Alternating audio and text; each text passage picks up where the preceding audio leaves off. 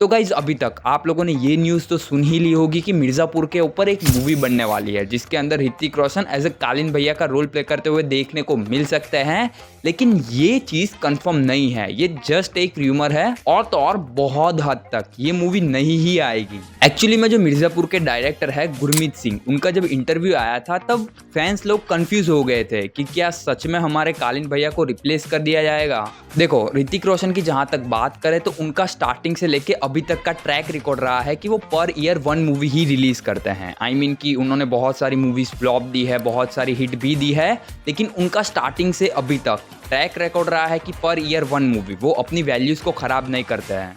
Actor जब जरूरत से ज़्यादा दिखे, साल में भाई 10-10, 15-15 मूवीज़ कर रहा है तो वो चीज़ उसकी फेस वैल्यू के लिए अच्छी नहीं मानी जाती है। अगर वो सारी मूवीज़ के अंदर एकदम क्वालिटी अपनी मेंटेन कर रहा है तो कोई दिक्कत नहीं है, लेकिन अगर वो अपनी क्वालिटी मेंटेन नहीं कर पा रहा है तो ये चीज़ उसकी फेस वैल्यू के लिए बिल्कुल भी अच्छी नहीं होती है। जैसे कि इंडिया में मोस्ट ऑफ द टाइम यही होता है कि कोई एक्टर अगर 5 मूवी बना रहा है तो उसमें से 3 या 4 फ्लॉप ही होगी उसकी। ऐसे में एक साल में भाई 2-3 मूवी से ज़्यादा बनाना एक्टर की फेस वैल्यू के लिए अच्छी बात नहीं मानी जाती है।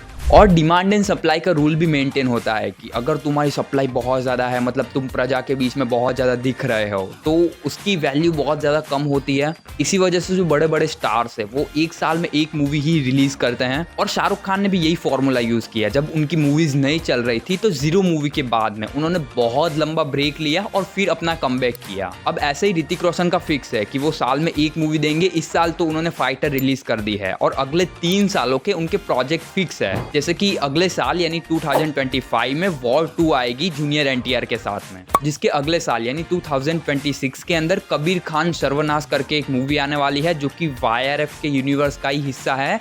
और ऐसा बोला जा रहा है, सिर्फ बोला जा रहा है कि एसआरके का जो पठान वाला कैरेक्टर है और ऋतिक रोशन का वॉर वाला कैरेक्टर, ये दोनों ही एक साथ नजर आ सकते हैं। और ये मूवी भी कंफर्म ही है ऐसा समझो। और उसके अगले साल भाई तुमको क्रिश का पार्ट 4 देखना है या फिर नहीं। तो ऐसे ही बातों बातों में ये बात निकल के आई है कि 2027 के अंदर क्रिश 4 रिलीज होगी। और ऐसा बोला जा रहा है कि अगले साल मतलब 2025 में क्रिश 4 की शूटिंग भी स्टार्ट हो जाएगी।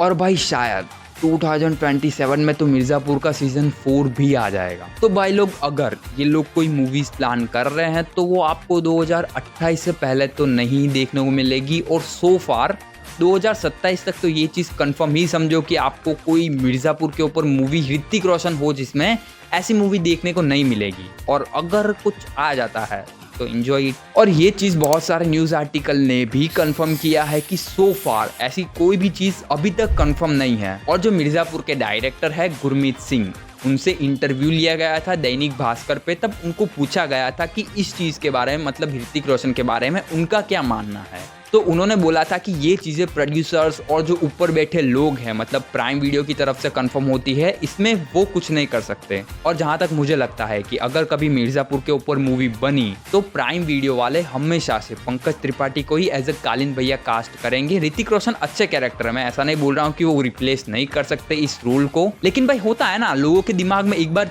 इमेज बैठ जाती है कि हाँ ये एक्टर है, वो यही कैरेक्टर प्ले कर रहा है। ऐसा नहीं कि ऐसा हो नहीं सकता है, बट आप सोच के देखो कि टॉम क्रूज को आयरन मैन का कैरेक्टर पकड़ा दिया जाए। अब हमारे दिमाग में 2008 से बैठा हुआ है कि आरडीजे ही आयरन मैन को प्ले करेंगे, तो वो चीज को रिप्लेस कर पाना बहुत ज्यादा मुश्किल हो जाती है। हालांकि मार्वल का मल्टीवर्स खुला है तो ये चीज हो भी सकती है, लेकिन वो सेंस बनाती है, यहाँ पे थोड़ा सेंस बनाना मुश्किल होता है। तो गाइज ये जस्ट एक र्यूमर है। सो फार मुझे नहीं लगता है कि ऐसी कोई भी चीज आएगी। और आ जाती है, ये चीज मैं ऐड कर रहा हूँ कि अगर आ जाती है तो प्लीज इंजॉय इट। आएगा मजा भाई, देख लेंगे और क्या है। मैं छाती ठोक के नहीं बोल रहा हूँ कि साला नहीं आएगा, पर ये चीज एक जस्ट र्यूमर है, मतलब कंफर्म न्यूज नहीं है। और अगर कंफर्म न्यूज आएगी तो हम लोग आराम से बैठ के चाय पे चर्चा करेंगे। तो भाई लोग आज के लिए इतना ही, मिलते हैं अगली वीडियो में, तब तक के लिए टेक केयर, बाय बाय। और हाँ, वीडियो कैसी लगी प्लीज लेट मी नो।